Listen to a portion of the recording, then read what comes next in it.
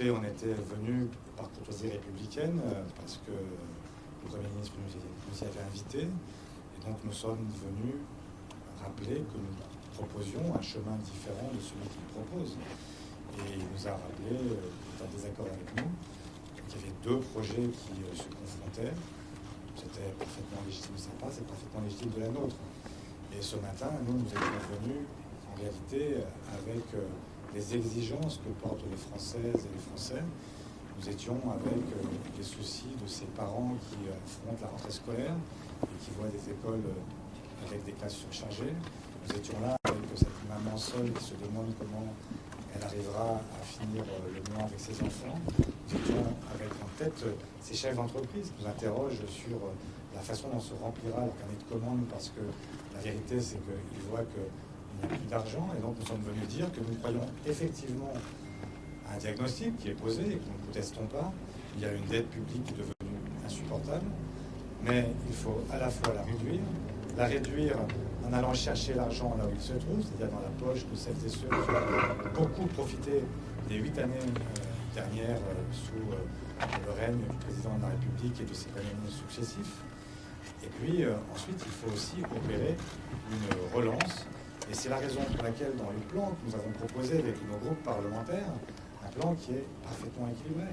À la fois, on réduit la dette, on cherche des recettes nouvelles, et notamment dans la poche des plus riches. On ne touche pas à l'entreprise, puisqu'on ne cherche pas à démolir les entreprises, on cherche à dire que celles et ceux qui font du profit pour eux-mêmes peuvent en rendre une partie au pays qu'ils ont tellement noué.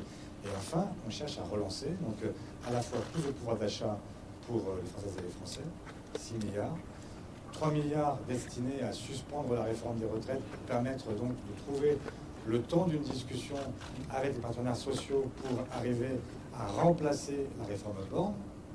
Et puis enfin 10 milliards pour investir notamment dans la transition écologique. Et donc ça c'est de l'argent pour l'entreprise. Ce matin j'entendais que la prime Rénov' prend encore un coup. Effectivement, il faut faire l'inverse. Il faut au contraire investir dans les transports décarbonés, dans la rénovation thermique. Et les économies de long terme, elles sont là. Voilà, donc on est venu rappeler ça. Je crois qu'il n'y avait pas de suspense pour vous, il n'y en avait pour personne, ni même pour le Premier ministre, qui savait très bien que nous ne changerions pas d'avis. Et donc désormais, la question qui est posée à toutes et à tous, c'est comment, à partir du 8, la France peut rebondir et comment est-ce qu'on donne un avenir aux Françaises et aux Français.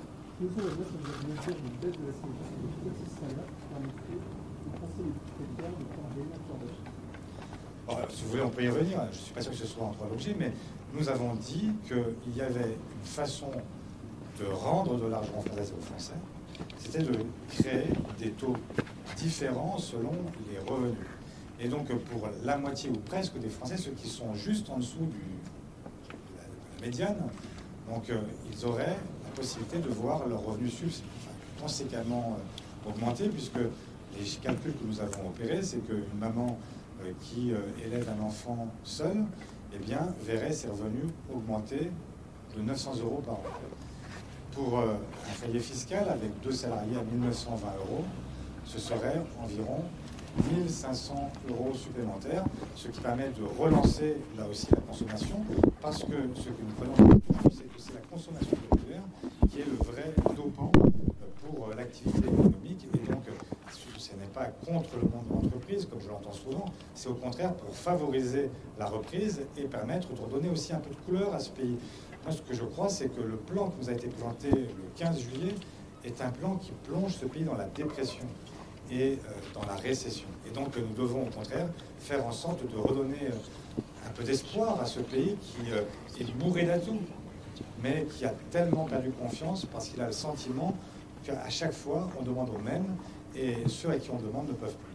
Monsieur Port, ce matin sur BFM TV, Laurent Wauquiez dit qu'il ne censurerait pas un gouvernement PS ni RN.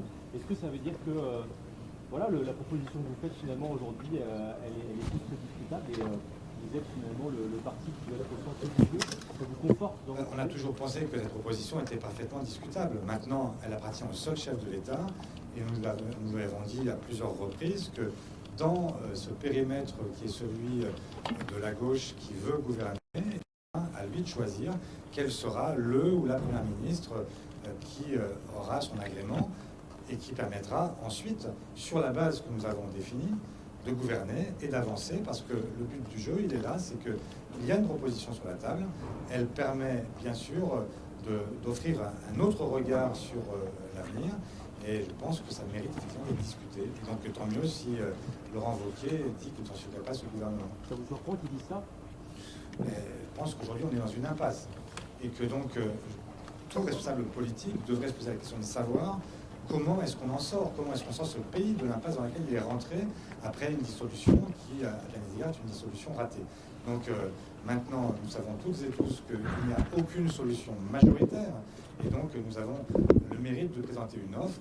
Et je répète, nos groupes parlementaires, le Parti socialiste a fait des propositions, les écologistes et les communistes et les ex-insoumis ont aussi fait des propositions qui rejoignent les nôtres. Il y a donc là une base de travail sur laquelle nous pouvons entamer des discussions. Est-ce que vous avez eu des contacts de près ou de loin? Non, absolument aucun. Voilà, mais merci beaucoup, vous savez tout.